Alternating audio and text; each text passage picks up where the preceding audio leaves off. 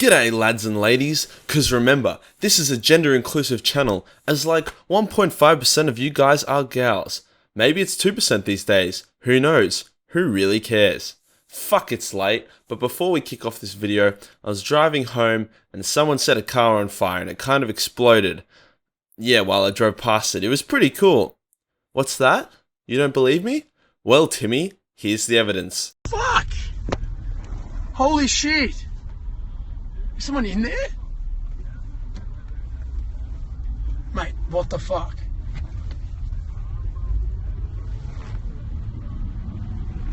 Mate, I'm Major kill never lies. I have a giveaway going on at the moment where you can win either a Tomb Kings DLC or a Vermintide 2 closed beta key. Link to how to enter and how to win will be in the description and comments. Get involved. I'm making this video in response to you cunts complaining about my top 10 badass videos, badass character Warhammer Fantasy videos, where you guys were just jizzing because you thought that only overpowered as fuck people can be badass. So here, this video is for you. Mwah, mwah. Also, with this list, I'm not going to include gods or demon princes because then the list would be boring as fuck and just full of greater demons. And I've already done a video on the gods and stuff of the Warhammer world, so let's leave them out of this one. However, demigods and avatars of gods still count as points, so cunts like Orion are G. Let's get into it. At number 10, we have Settra the Imperishable. If you thought I was going to make a top 10 without Settra, you were sorely mistaken. Long-time subscribers will know that I have a man crush on Settra, but he's actually also very powerful. Settra holds weapons and artifacts that have been blessed by the gods, and in the end times, he even kills Kholek Suneater. Whoever says that's not canon, lick my fucking nuts, he killed Kholek Suneater. He killed Kholek in a 4-day duel, and then was given insane amounts of power by the Chaos Gods as they thought they could control old mate Settra. They were fucking wrong, as Settra used their own power against them, and he slaughtered thousands of Chaos and Norscan beasts in the final battle of Middenheim. Even when Nagash blew this poor boy's body to smithereens, his head lay in the sand, full of rage and already planning his revenge. Settra, the motherfucking imperishable. I swear to God, Games Workshop, if you want people to buy into your Age of Sigmar bullshit, then bring back Settra. Going down to number 9, we have the only stunty in this list, and no, it's not Gortek. People who are really jizzing for Gortek to be on this list can lick my nuts. It's Grombrindal the White Dwarf. No one really knows how Grombrindal came to be, or how he amassed his legendary power. However, it is believed he is the reincarnated avatar of vengeance, who lives to shit on anyone who's giving the dwarves a rough time. He was once a chilled out dude called Snorri Whitebeard, but when Malekith lied to him on his deathbed and started a big fuck off war between elves and dwarves, Snorri's spirit was torn from the afterlife and returned to the realm of the living, destined to fuck up cunts for all eternity.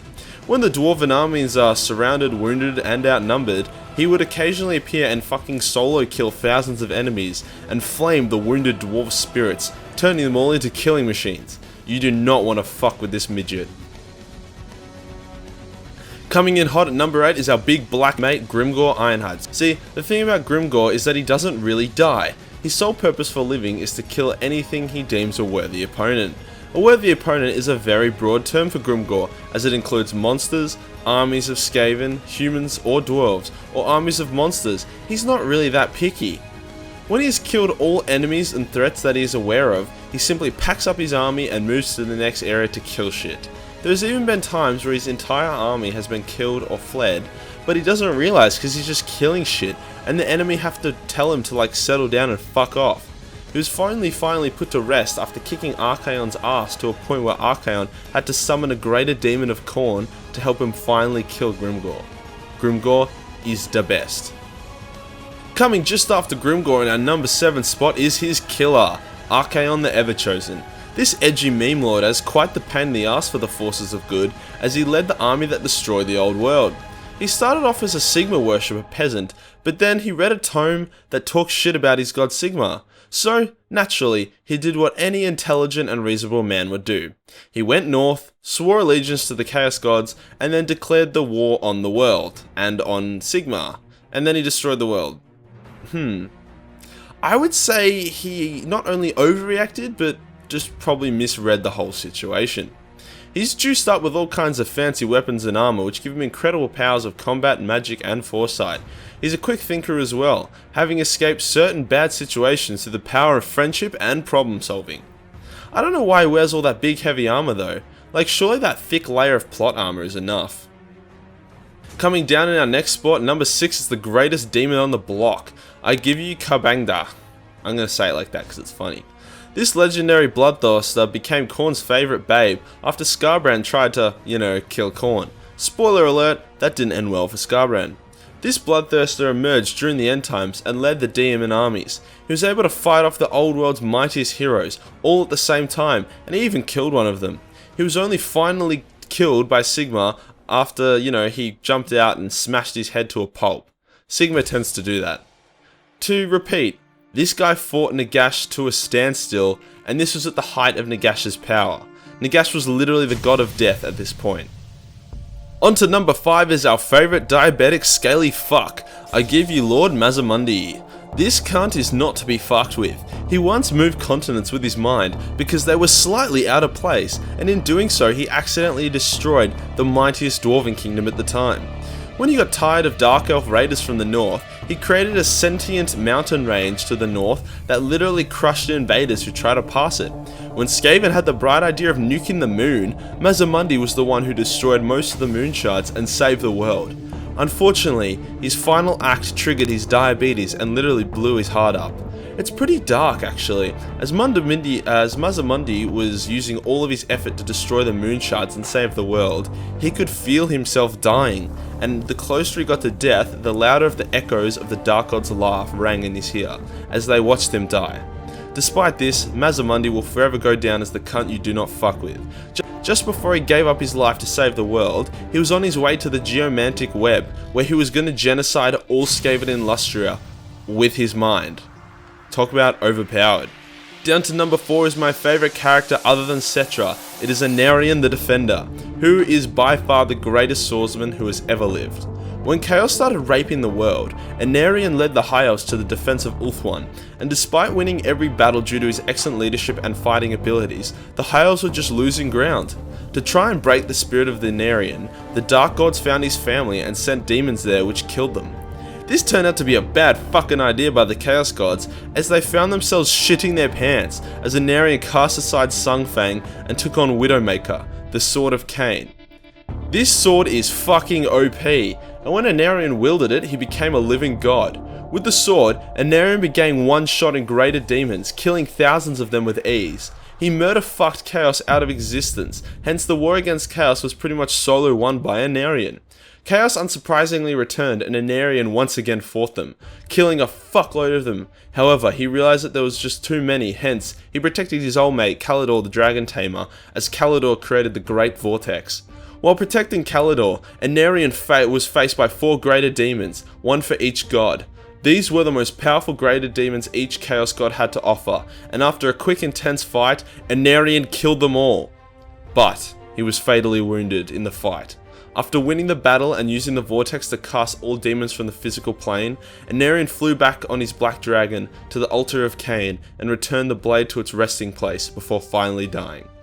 This guy was a fucking sick cunt. On to number 3, this is where it gets really spicy as Nagash is here to play. Once a pretty annoying dickhead, Nagash ended up creating pretty much all non-chaotic problems in the world, whether it be the cause of all vampires and tomb kings, or just trying to take over the world with a zombie apocalypse. Nagash has done it all. When Nagash was revived during the end times, he decided he wanted more power, so he went off and literally ate every single god of death that he could get his hands on. Hence, Nagash became the god of death for pretty much every single religion in the old world, other than Chaos and Greenskins, and I'm sure a few other bongos. He could revive whoever he wanted, whenever he wanted to, meaning that as long as you're in Nagash's good books, death wasn't really an option for you. His arrogance does tend to lead him to his death quite a lot, as he probably doesn't watch out for extremely powerful enchanted weapons as much as he should, but I think he's learning. Maybe he just doesn't care, as long as he has Arkan around to revive his ass when shit goes south. Down to number 2, we have Sigmar Heldenhammer. What's that I hear you say? Sigmar isn't number 1? Oh my golly gosh! Yes, ladies and gentlemen, there is something more powerful than Sigmar, which I'll reveal after this boyo. We all know about Sigma. He was a chill ass dude who was able to kill orc war bosses and lead massive armies to victory when he was 15. But at the time he was 20, he was killing hundreds of enemies every battle. When he was a mere mortal, he was even able to kill Nagash in a duel. This guy fucking decided to become a god out of sheer willpower.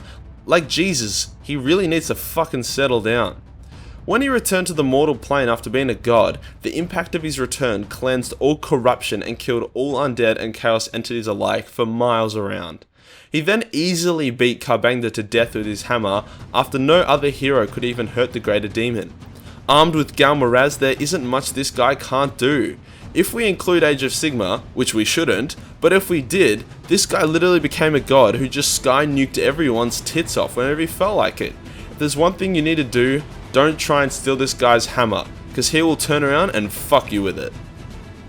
It's number 1 time. Who else could it be other than motherfucking Lord Krog? This guy was the first Pepe Frog and by far the most powerful character in Warhammer Fantasy.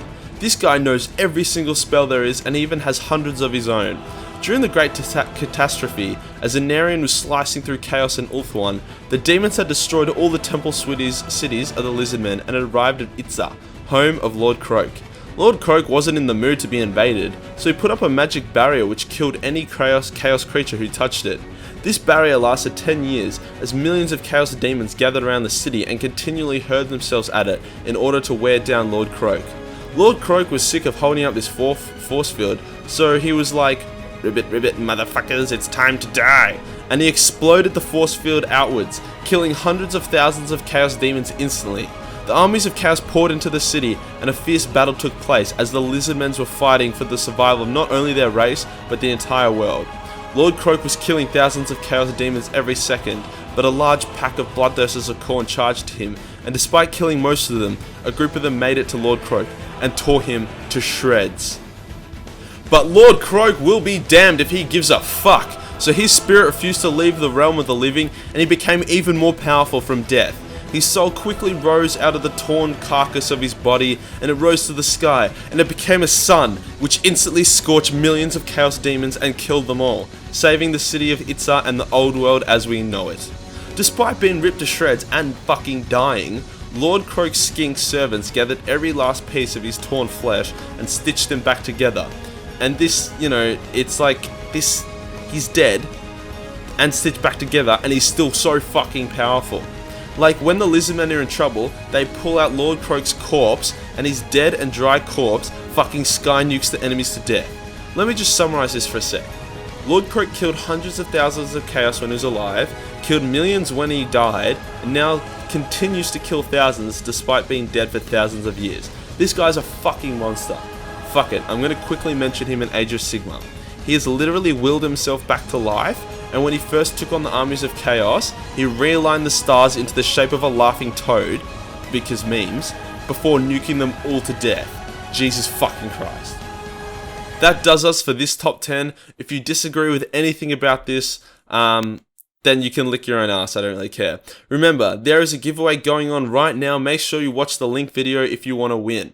I also have a Discord going for the real hardcore subscribers of me, which I'll link to you guys, so make sure you get involved. Like, comment, and subscribe for more. See you in the next one. Peace.